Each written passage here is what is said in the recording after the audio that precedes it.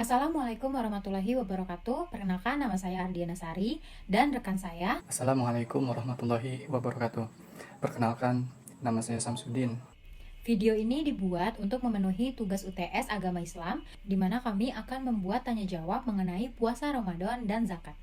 Langsung saja, untuk pertanyaan pertama, Izin bertanya, apakah benar hukumnya makruh kalau terlalu sering mandi saat puasa, dan apa hukum berenang saat kita sedang berpuasa? Tolong jelaskan. baik, saya akan menjawab pertanyaannya. Pada dasarnya, mandi saat puasa tidak dianggap sebagai hal yang makruh atau dihindari, kecuali jika mandi tersebut dilakukan dengan niat atau tujuan yang tidak diperlukan, seperti mandi hanya untuk kesenangan semata atau tanpa alasan yang jelas. Mandi untuk membersihkan diri dari kotoran atau untuk alasan kesehatan tidak dianggap sebagai sesuatu yang makruh. Sementara berenang saat sedang berpuasa hukumnya bisa berbeda tergantung pada situasi dan kondisi. Secara umum, berenang tidak dianggap sebagai hal yang membatalkan puasa, selama tidak ada unsur-unsur yang membatalkan puasa yang terjadi, seperti menelan air secara sengaja. Namun, dalam beberapa mazhab ada pandangan yang menyatakan bahwa berenang saat berpuasa dapat memunculkan keadaan di mana seseorang secara tidak sengaja menelan air, sehingga hal ini dapat membatalkan puasa. Kedua, apa pengertian puasa secara bahasa dan istilah? Tolong jelaskan secara spesifik. Dalam Fathul Bari, Ibnu Hajar al-Asqalani menjelaskan bahwa dalam bahasa Arab, syaum atau syam menurut pengertian bahasa etimologi berarti menahan. Sementara itu dalam pengertian istilah atau terminologi berarti menahan dalam pengertian yang khusus. Pada masa tertentu, terhadap hal-hal tertentu disertai syarat-syarat yang telah ditentukan. Dalam kitab Al-Fat, Al-Qorib, Al-Mujib, Abu Abdillah Muhammad bin Qasim Al-Ghazi menyebutkan secara syara puasa adalah menahan diri dari segala sesuatu yang dapat membatalkan, misalnya keinginan untuk bersetubuh dan keinginan perut untuk makan semata-mata karena taat kepada Allah, dengan niat yang telah ditentukan mulai dari terbitnya fajar sampai terbenamnya matahari, dan dilakukan oleh seseorang muslim yang berakal, suci dari haid, nifas, suci dari melahirkan, serta tidak ayan dan mabuk pada siang hari. Yang ketiga, bagaimana jika penghasilan seseorang mencapai gaji lebih dari nisab, tapi memiliki hutang, bayar zakat dulu atau cicilan dulu? Baik, saya akan menjelaskan. Hutang yang memotong itu hutang yang berkaitan dengan tempo di waktu atau tahun tertentu. Contoh misalnya gajinya itu 10 juta, tapi di tahun itu harus bayar rumah 8 juta. Nah, tapi kalau dia punya kewajiban hutang 8 juta, tapi dicicil setahun 1 juta, maka itu tidak berpengaruh terhadap nisabnya. Maka tetap wajib membayarkan zakatnya. Selama dipotong hutang itu, tapi masih memenuhi nisab, maka wajib mengeluarkan zakatnya. Baik, untuk pertanyaan pertama, yaitu bagaimana cara menghitung zakat fitrah? Baik, saya akan menjawab pertanyaan yang pertama, bagaimana cara menghitung zakat fitrah. Zakat fitrah merupakan zakat yang wajib dikeluarkan setiap muslim pada bulan Ramadan. Zakat fitrah wajib dikeluarkan baik oleh anak-anak, orang dewasa, laki atau perempuan, merdeka maupun seorang budak. Perintah zakat fitrah yang mulai disyariatkan pada bulan Sya'ban di tahun kedua Hijriyah ini sesuai dengan hadis Rasulullah SAW yang diriwayatkan oleh Imam Al-Bukhari dan Muslim. Sayyidina Umar radhiyallahu anhu berkata, Rasulullah SAW mewajibkan zakat fitrah dari Ramadan satu suak kurma atau satu gandum atas budak, orang merdeka, laki perempuan, anak kecil, dan orang besar dari kalangan kaum muslimin. Seperti yang disyariatkan syarikan dari buku Praktis Menghitung Zakat karya Ali Mahmud Aqili, ada dua fungsi dari zakat fitrah.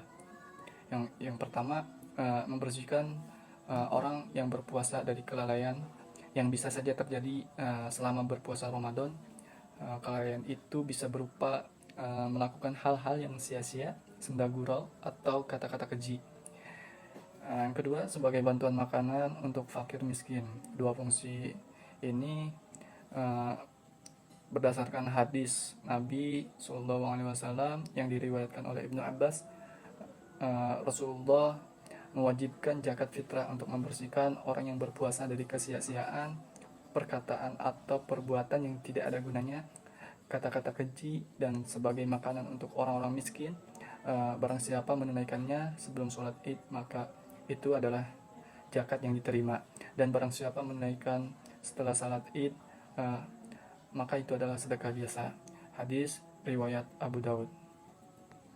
Adapun cara menghitung zakat fitrah seperti yang telah disebutkan dalam hadis tadi, secara umum hitungan zakat fitrah adalah sebesar 1 so atau 4 mud.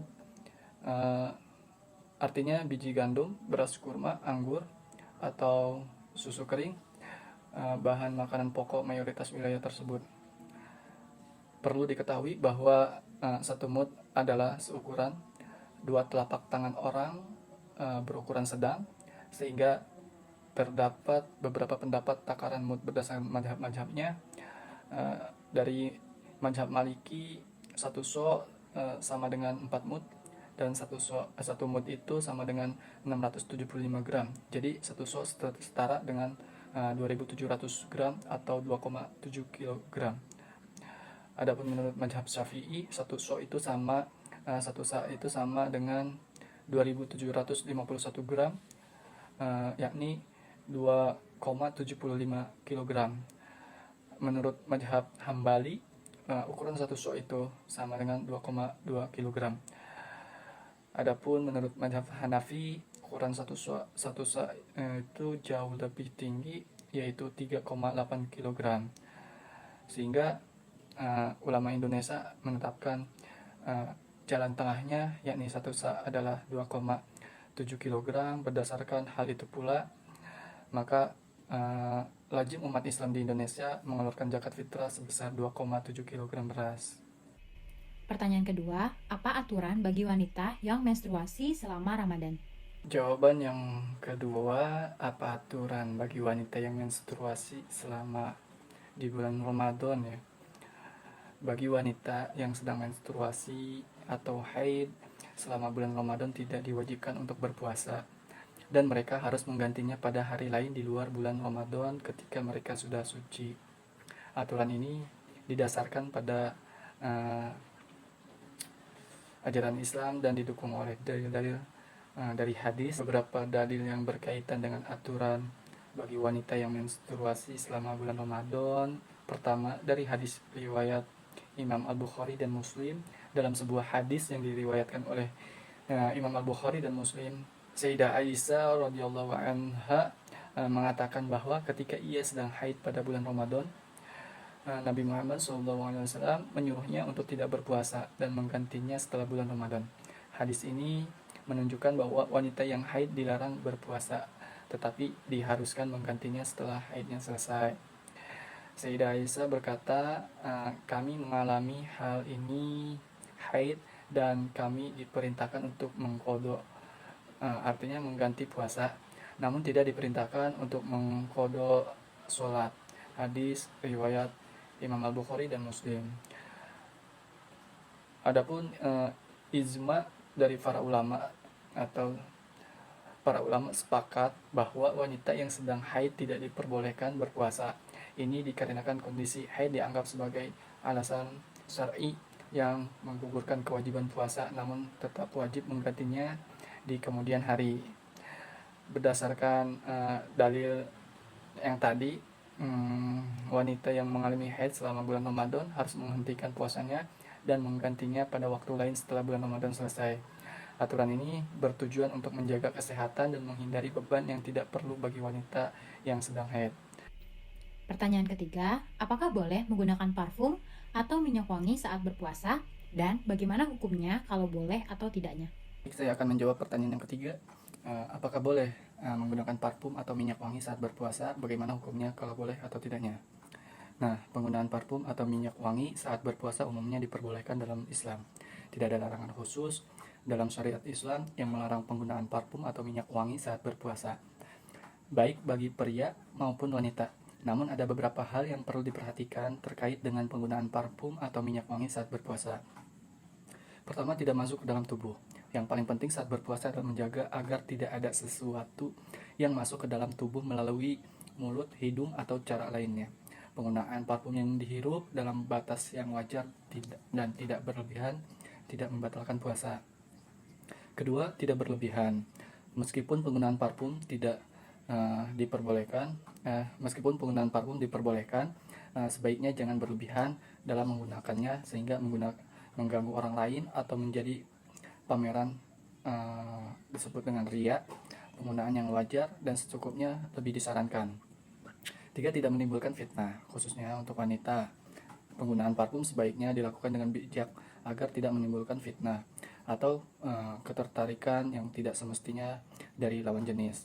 Sebagaimana dalam sebuah hadis dari Abu Hurairah, Rasulullah SAW bersabda, wanita mana saja yang memakai parfum kemudian melewati sekelompok orang agar mereka mencium baunya, maka dia adalah pezina. Hadis riwayat Abu Daud dan At-Tirmidzi.